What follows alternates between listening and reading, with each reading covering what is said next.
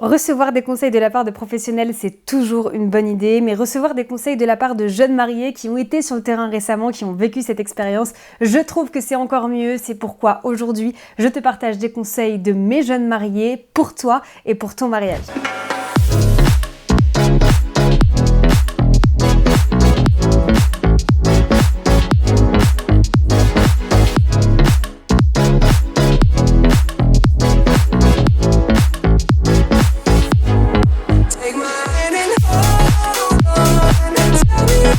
Bonjour et bienvenue dans cette nouvelle vidéo, ravie de vous retrouver aujourd'hui. C'est une vidéo qui est un peu particulière aujourd'hui. C'est pas moi qui vais te donner les conseils, mais c'est plutôt des jeunes mariés que j'ai coachés. Je sais pas si tu as déjà vu sur le blog, sinon sache que tu peux aller sur le blog, tu vas dans l'onglet Vrai mariage et tu vas pouvoir retrouver des dizaines d'articles de mariés que j'ai accompagnés qui reviennent sur leurs préparatifs, qui racontent tout ce qu'ils ont aimé, tout ce qu'ils ont moins aimé, là où ils ont eu des difficultés, ce qu'ils retiennent de leur jour J. Enfin bref, j'adore partager ce style d'article parce que je trouve que c'est toujours génial de s'appuyer sur des expériences de mariés qui se sont mariés récemment, qui ont vraiment vécu la chose et voilà, je trouve que c'est toujours vraiment super chouette quand on est futur marié, donc n'hésite pas à aller regarder ça sur le blog, je te mets le lien dans ma description. En attendant, j'ai sélectionné quelques-uns de ces articles où j'ai repris des conseils qu'ils m'avaient donnés. En fait, quand je construis ces articles avec mes mariés, je leur demande toujours si vous pouviez donner un conseil à des futurs mariés qui sont en plein dans leurs préparatifs, qui se lancent dans cette organisation, lequel vous pourriez leur donner.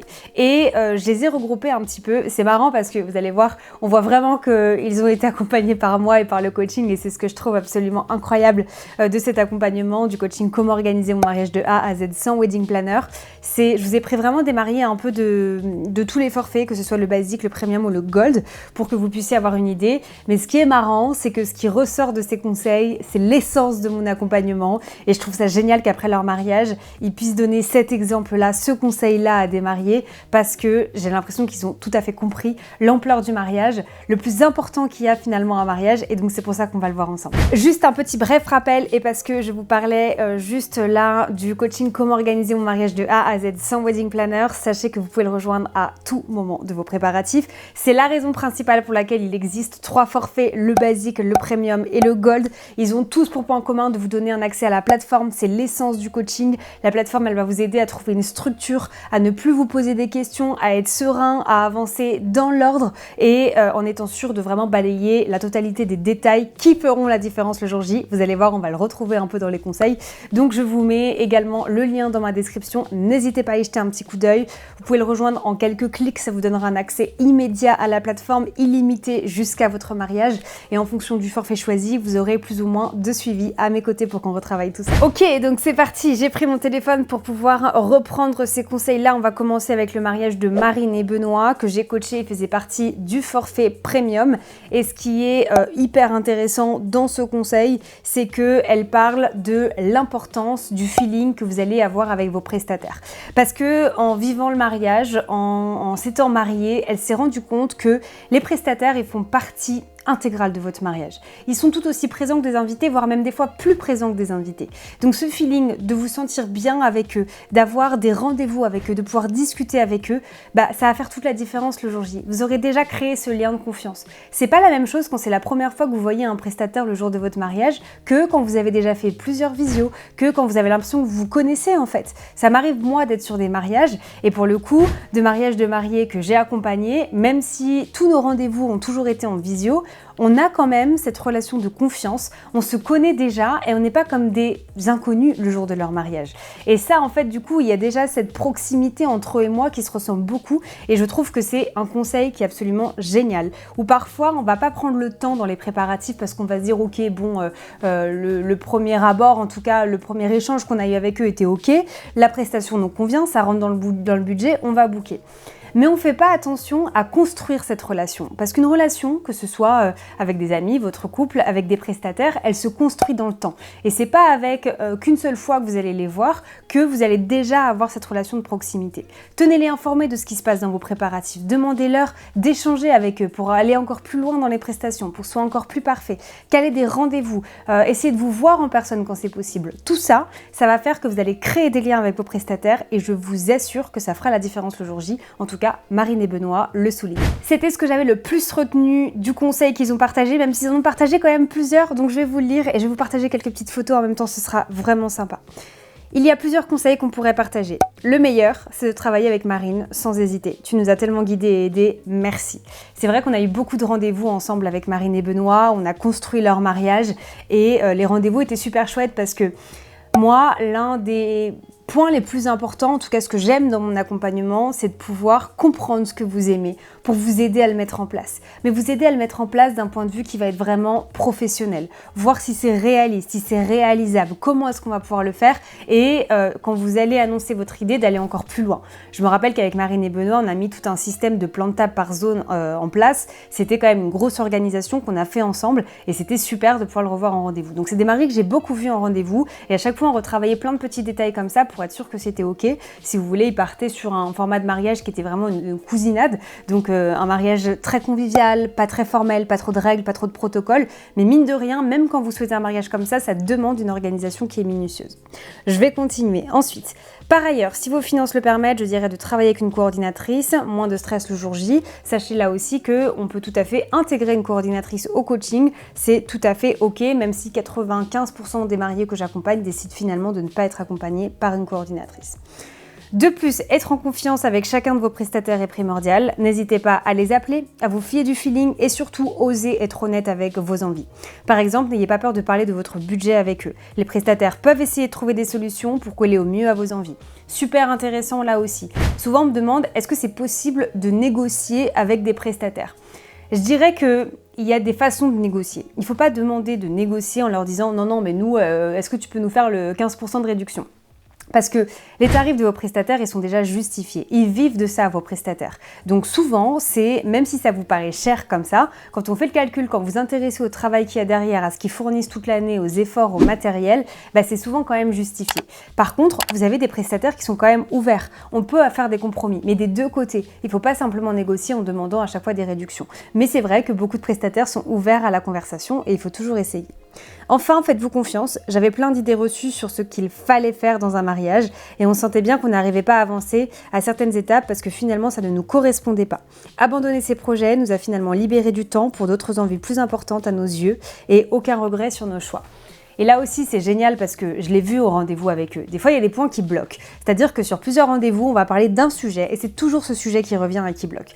Alors que quand on a défini nos priorités avec toute la méthodologie du coaching, on se rend compte qu'en fait, des fois, on est en train de se prendre la tête pour quelque chose qui n'était pas l'idée première des mariés. Donc, savoir abandonner certains points qui pourtant étaient dans votre tête depuis longtemps peut vous libérer pour après avancer beaucoup mieux.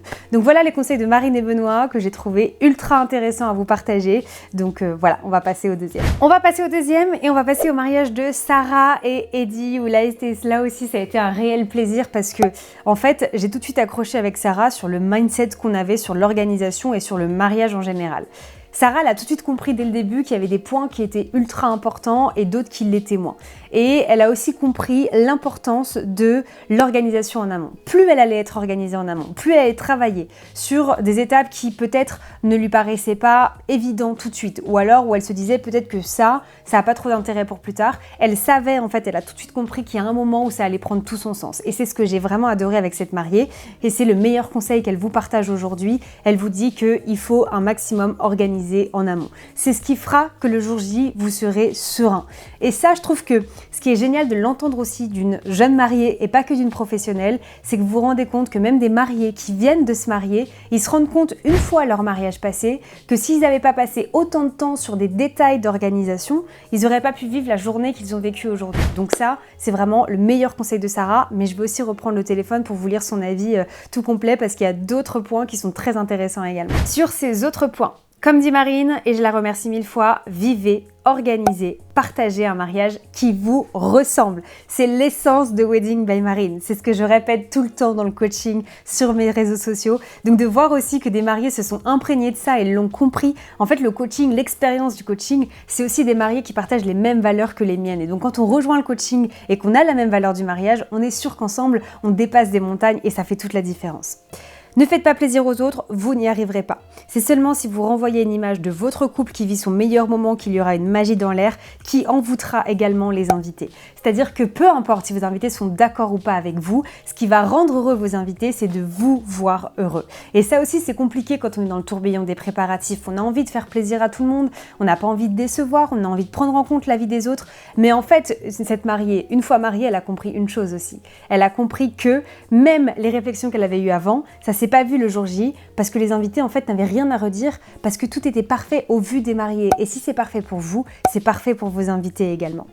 Le secret, c'est de super bien organiser en amont, en déléguant non pas à une seule personne, mais à plusieurs, pour que la fluidité soit au rendez-vous. Et ça aussi, on l'apprend dans le coaching, comment est-ce qu'on délègue quand on n'a pas de coordinatrice, mais aussi pendant les préparatifs. On ne va pas infliger le rôle de coordinatrice à quelqu'un de nos proches, parce que c'est pas du tout le but, mais par contre, je vais vous apprendre à quelle mission on peut déléguer facilement, sans que ce soit trop pour les invités, et en plus de ça, si on peut compter sur plusieurs personnes, c'est encore mieux. Et toutes ces micro-missions, c'est ce qui va faire que votre jour J soit parfait. Et là aussi, Sarah, elle l'a complètement revu.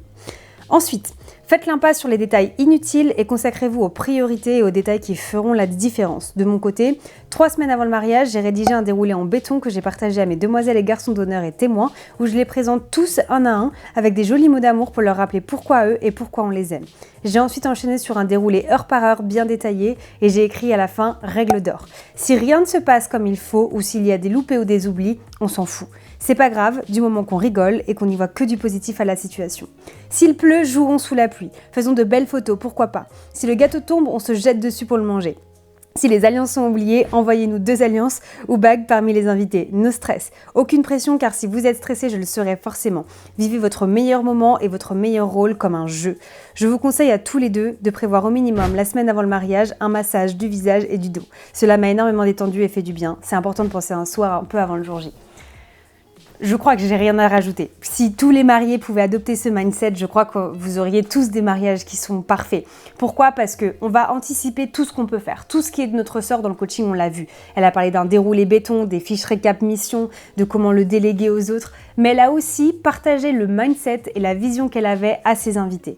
En expliquant que eux, ils n'étaient pas stressés si les invités n'étaient pas stressés. Et en fait, elle s'est dit, ok, aujourd'hui, tout ce que j'ai pu faire dans mon organisation, je l'ai fait. Si aujourd'hui, après le jour du mariage, il y a quelque chose, il y a un imprévu qui tombe, que malheureusement ce n'est pas de notre ressort parce que c'est le temps, parce que c'est une maladresse, parce que c'est quoi que ce soit, et ça peut arriver, eh ben on va en rigoler en fait, parce que c'est pas grave, c'est pas grave. Le plus important, c'est qu'on passe un bon moment. Et le fait de le dire aussi, de le répéter à ses invités, le feedback que j'ai eu avec elle, c'est que c'était génial et que tout le monde l'a pris comme ça. Donc voilà, ça je trouve encore une fois que c'est génial parce que c'est tout ce que je vous apprends à faire dans le coaching. Et c'est pour ça que je dis que le mindset, il prend une grande partie aussi du coaching. C'est aussi pour ça que j'ai sorti le podcast Wedding Stories by Marine, que je t'encourage à aller voir si tu ne l'as pas encore vu, où là j'aborde vraiment toute la partie et essentiellement du mindset. Parce que c'est votre mariage, c'est la perception du mariage que vous avez envie de lui donner. Et ça, c'est super important. Donc, merci Sarah pour ces précieux conseils. Je vais finir avec Marine et Valentin parce que j'ai pas envie que cette vidéo dure trop longtemps. Si vous aimez cette vidéo, s'il vous plaît, mettez-le moi en commentaire pour que je vous fasse la suite, pour vous reprendre plus de feedback de mariés que j'ai eu. Ça aussi, c'est super important du coup de bien vous rendre compte que l'aventure du coaching, cette expérience que vous allez vivre, parce que plus que d'avoir accès en autonomie à une plateforme, le coaching, c'est une expérience. C'est comment transformer des moments normaux de vos préparatifs en expérience. C'est une expérience à mes côtés et c'est une expérience pendant et après votre mariage. Tous ces feedbacks-là, on a eu le temps d'en discuter ensemble, de débriefer, de comprendre un peu comment ça s'est passé. Et cette relation, ce lien qu'on arrive à tisser ensemble, il est juste extraordinaire. Donc je vais finir avec Marine et Valentin. Marine et Valentin, ils ont aussi partagé plusieurs conseils, dont un que j'ai beaucoup aimé, c'est sur le choix des témoins. Là, je pourrais en faire toute une vidéo aussi, mais Marine explique l'importance de choisir des témoins qui, on sait qu'ils seront présents, qui vont pouvoir nous aider. Parce que finalement, c'est ça le rôle d'un témoin. Donc, choisir un témoin témoin juste parce que c'est quelqu'un de vos proches, mais qui malheureusement, soit parce que sa vie ne le permet pas, soit parce que c'est pas du tout dans sa personnalité ni de son envie, si cette personne-là ne pourra pas être présente le jour de votre mariage comme vous avez envie qu'elle soit présente et même pendant les préparatifs, peut-être que c'est pas le bon choix aussi de témoin. Et c'était des conseils de Marine, mais je vais vous lire toute la suite parce que c'était vraiment chouette. Le premier conseil était indiquer minimum 30 minutes d'avance sur vos faire-part, car malgré que nous l'ayons fait, cela n'a pas empêché des retards. Ça, vous le trouverez toujours dans le module 9 du coaching, la partie papeterie, mais aussi dans le module 2 quand on parle du déroulé. Comment est-ce qu'on fait toute cette gestion des invités? Parce qu'organiser un mariage, c'est aussi une gestion parfaite des invités pendant les préparatifs et pendant le jour J. Donc ça, c'est une règle d'or en fonction de, vous connaissez vos invités, mais pour eux, c'était bien de pouvoir le faire comme ça. Ensuite, et on revient sur ce que je vous ai dit avant, choisir des témoins sur qui vous pourrez compter le jour J afin de déléguer un maximum et pouvoir vous profiter de votre journée. Donc ça, c'est ce que je viens de vous dire. Même plus que la journée, moi je pense qu'il y a une grosse partie aussi pendant les préparatifs qui est importante. Et enfin, le troisième, s'il y a plusieurs enfants, essayez de leur donner chacun une place importante. Nous concernant, on a eu un enfant de 2 ans, mais il est trop petit et son comportement trop aléatoire pour lui donner des responsabilités. Mais j'ai 2 sœurs de 9 et 12 ans et chacune a ramené les bagues pour procéder à l'échange des alliances. L'une à la cérémonie civile et l'autre à la cérémonie laïque. Elles étaient ravies. Et la place des enfants, ça aussi c'est important. On parle beaucoup aujourd'hui de débats, de mariage avec ou sans enfants, mais on oublie de parler des mariages avec enfants. Et quand on veut un mariage avec des enfants, si on veut les enfants, c'est qu'on veut qu'ils soient présents à des moments importants du mariage. Leur donner de la place en fait. Eux aussi, ils ont toute leur place pendant le mariage. Et ça, c'est aussi un gros travail que je fais et qu'on travaille dans le coaching, que j'ai amélioré récemment d'ailleurs pour vous aider à, ok, mais c'est bien de leur donner une place, mais comment on fait sur l'organisation? Donc ça, vous retrouverez absolument tout dans le coaching. Voilà globalement pour les conseils de ces 3 jeunes mariés. Encore une fois, si vous voulez plus de conseils comme ça, si vous aimez ce genre de vidéo, mettez-le en commentaire parce que j'en ai encore pas mal à vous partager et je trouve que ça aide aussi à vous faire réfléchir et à vous montrer que finalement, des conseils de professionnels qu'on vous donne tout le temps, on les retrouve aussi chez des jeunes mariés. Donc peut-être que c'est vraiment utile et que ça sert à quelque chose. En tout cas, encore 1000 merci d'avoir regardé cette vidéo jusqu'à la fin. N'hésitez pas à la liker si vous avez aimé, à bien vous abonner à ma chaîne YouTube. Je vous mets le lien de mon podcast si vous voulez ce côté mindset, que vous aimez ça, creuser un peu sur certaines parties et certains sujets, je vous remets tout. Et pareil, si vous voulez rejoindre le coaching, vous avez toutes les infos dans ma bio. Hâte de pouvoir vous aider à aller plus loin dans vos préparatifs et comme toujours, je vous dis à la semaine prochaine pour une prochaine vidéo.